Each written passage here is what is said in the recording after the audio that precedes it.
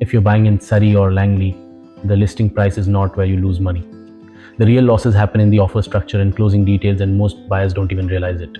One wrong subject, one wrong date, or one missing clause can cost you tens of thousands, even if you got a good deal. In the next 10 minutes, I'll show you exactly how closing actually works in BC. Step 5. Structure your offer like a pro. Once you have found the home you like, it's time to put an offer.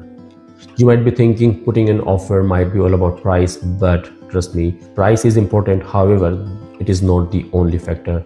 Here are some other factors that are very important in an offer. First, dates, closing and possession. No matter how good a house is or what the best price it is available for, if you cannot take the possession when you want, you cannot buy the house unless you compromise with your possession dates. If the property is tenanted, you cannot take possession right away. There are tenancy rules that needs to be followed, so it could take anywhere between 2 to 3 months to take the possession. Usually it's 60 to 90 days anyway. Second, price. How we decide on the price? Well, we look at comparable properties that were sold in the same area in the last 90 days and make an assessment. This is a very technical step, and your realtor is your best guide in this step.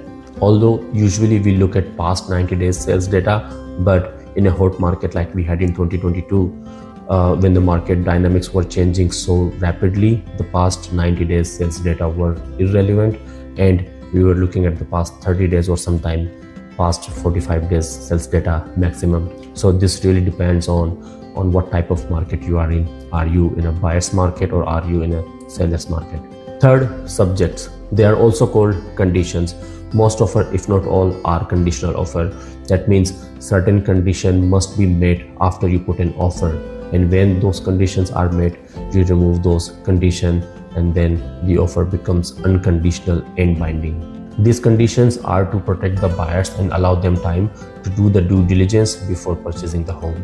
You can usually have 5 to 10 business days to remove these subjects once the offer has been accepted by the seller. Here are the most commonly used conditions. First, subject to financing. If you remember, in the step 3 we had covered pre-approval. Once you finalize a property, you need to get the approval from the bank. Here you go to the bank with the property information and your offer and apply for the mortgage.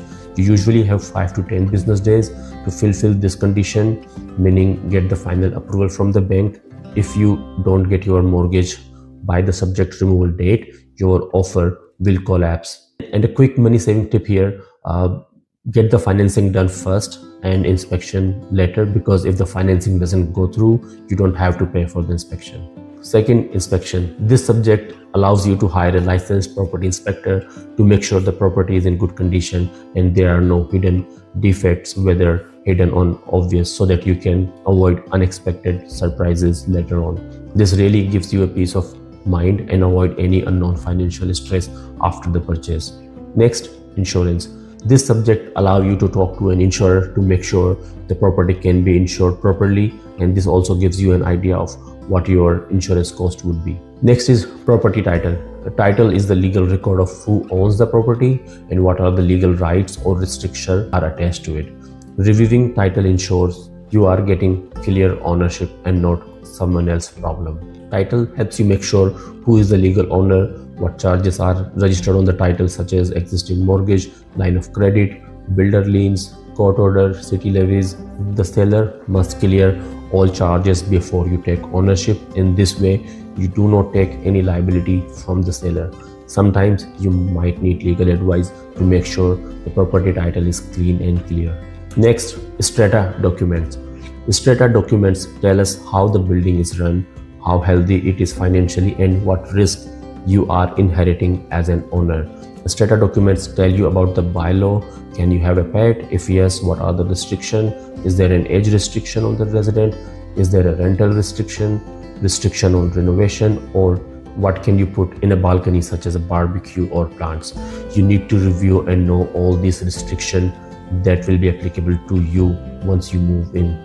Apart from the bylaw, you also want to know what strata fee covers, recent increase to strata fee financial statement of the strata to make sure that the strata is in a good financial condition, so you do not have to pay a large sum for a major renovation in a few months after you buy in. You also review strata meeting minutes to identify issues such as any structural issues like water leaks or any deferred maintenance, lawsuit or levies. Strata documents help us understand whether a building is managed properly, responsibly, whether major costs are coming, and whether the rule matches your lifestyle. These risks should be identified early so you can make a decision with confidence. Pro tip: your offer is as much important as how your realtor presents it. Believe it or not, this makes a huge difference. I have seen so many offers written so poorly that we had to call buyer's realtor to ask for clarification about the offer and about the buyer. If the seller has listed the property at a higher than reasonable price, your realtor can set the expectation right by explaining how and why the price you are offering makes sense, and it is not just a random number on a piece of paper that you have arrived at out of nowhere. If your offer lacks clarity and if not properly drafted with a summary sheet, the seller will fill those gaps with fear, such as what if they renegotiate later, what if the financing falls through. So your realtor can highlight your strength as a buyer. This professionalism and confidence helps the seller as well as seller's realtor. Next, deposit. I mentioned this earlier that you typically have 5 to 10 business days to do all your due diligence and remove subjects. Once you have done that and are ready to remove subjects, you need to put a deposit within 25 hours of subject removal. The deposit will be counted towards the total purchase price. Also, the deposit is never payable to the seller. The deposit is held interest by the brokerage of the buyer's realtor until the deal finalizes. In BC, we typically put 5% deposit. However, this is not a rule or law.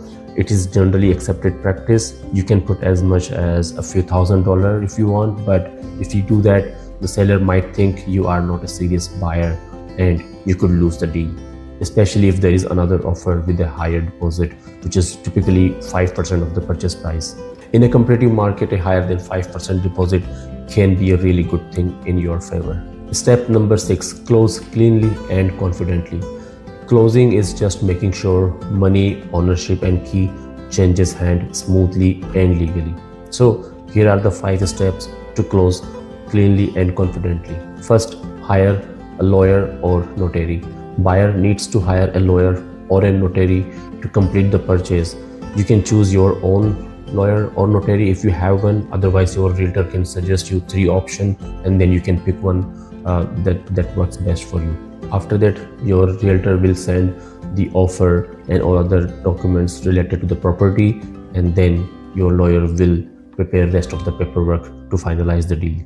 Second, mortgage instruction issued. Once you sign the mortgage documents, your lender or bank will send the mortgage instruction to your lawyer, and then the lawyer will review all the terms and conditions to make sure everything is good. Third, completion date.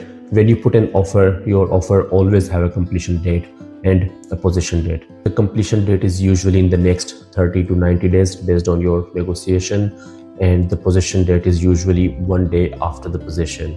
Completion is when the fund exchange hands and the seller transfer the title to the buyer. Congratulations, you are the owner now. Fourth, insurance, and this is very important. Make sure your insurance is effective from the completion date and not the possession date, because it's your property now and it's your liability. If anything happened between completion and possession, you are liable because it's your property and it's your liability now. So make sure that the insurance starts from the completion date. Fifth, the possession. The possession is usually the next day of completion. On the possession day, the seller's realtor passes the key to the buyer's realtor, and the buyer's realtor take a tour of the property to make sure it is exactly in the same condition as the buyer saw it. And after that, the buyer's realtor hand over the keys to the buyer. A buyer should not take keys anyone else except their realtor. If you have watched this far, here is what I want you to understand. Buying real estate in BC isn't expensive because homes are expensive. It is expensive because most buyers do not know where the money leaks actually are. The biggest mistakes don't happen at the listing price. They happen in financing term, strata decision, offer structure, and closing detail that most people rush through. I promised you a bonus money saving tip at the beginning of the video. Here it is. Before you remove subjects, always ask your lender this exact question. If the rate goes up or I sell early, what are the worst case penalty on this mortgage? I have seen buyers save tens of thousands of dollars by just choosing the right mortgage structure, not the lowest interest rate. This is why I make these videos, not to sell you a house, but to make sure you don't overpay, overcommit, or regret the biggest purchase of your life. If this video saved you even one mistake, hit the like button so YouTube knows that this kind of content matters. Subscribe if you want real estate explained without hype, pressure, or nonsense. If you are buying anywhere in Surrey or Langley and want a strategy and not just the showings, my contact details are here. Call me to book a free, no obligation consultation. And just a quick note before you leave, this video is for general education only. Everyone's situation is different, so always get advice from the right professional before making any real estate or financial decision.